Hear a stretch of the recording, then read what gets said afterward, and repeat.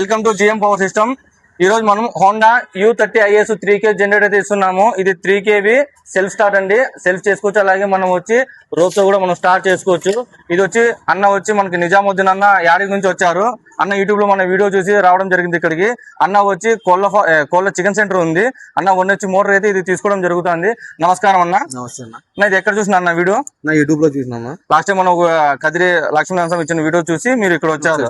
అవునా, మీ పేరునా? నా పేరు వచ్చి నిజాముద్దీన్. అవునా, ఎవరు మీది? యాడికి. అన్నలు వచ్చి యాడికి నుంచి వచ్చినారు.